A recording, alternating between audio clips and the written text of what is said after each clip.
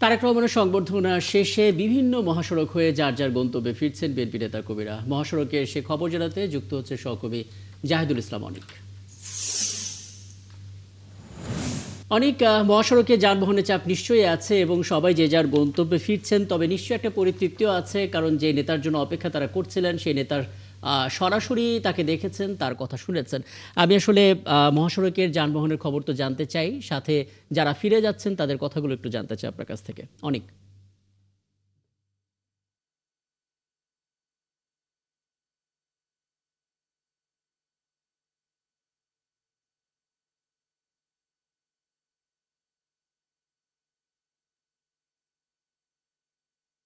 বিএনপির ভারপ্রাপ্ত চেয়ারম্যান তারেক রহমানের স্বদেশ প্রত্যাবর্তন ও সংবর্ধনা অনুষ্ঠান শেষে কিন্তু রাজধানী ছেড়ে নিজ এলাকায় কিন্তু পৌঁছাতে শুরু করেছে নেতাকর্মী। আপনাকে আমি দেখাই যে আমি এই মুহূর্তে আছি নবীনগর চন্দ্রা মহাসড়কের বাইপেল এলাকায়। আমরা কিন্তু দেখেছি যে সন্ধ্যার পর থেকে যারা রাজধানীতে প্রবেশ করেছেন তারা কিন্তু এখন নিজ এলাকায় প্রবেশ করছেন।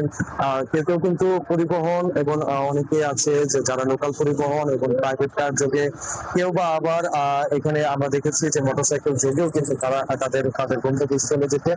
আপনাকে জানিয়ে রাখি, আমি কিন্তু দেখেছি কিছুক্ষণ আগে বিভিন্ন পরিবহন গুলোতে কিন্তু ঠিক যারা নেতাকর্মীরা যাচ্ছেন তারা কিন্তু বিভিন্ন স্লোগান দিয়ে কিন্তু এখনো যাচ্ছেন। তারা খুবই আনন্দিত এবং সেটা যে দীর্ঘ 17 বছরেরও বেশি সময়ের পর তারা কিন্তু তাদের যে নেতা তাদের কণ্ঠ শুনতে পেরেছেন, শুনতে পেরে কিন্তু তারা আনন্দ কিন্তু আমাদের জানিয়েছেন। আপনাকে একটা বিষয় জানিয়ে রাখি যে আজকে কিন্তু আমরা ঠিক সন্ধ্যার পর থেকে নবীনগর চন্দ্রা মহাসড়ক এবং ঢাকা রিচা মহাসড়ক, এই দুটি সড়ক দক্ষিণ অঞ্চল এবং উত্তর অঞ্চল থেকে যে সকল নেতাকর্মীরা এসেছিলেন তারা কিন্তু সেই পথটি ব্যবহার করছেন এবং তাদের নির্বিঘ্নে যেতে পারছেন। রাস্তায় তেমন কোনো যানজট কিন্তু আমরা দেখতে পাইনি।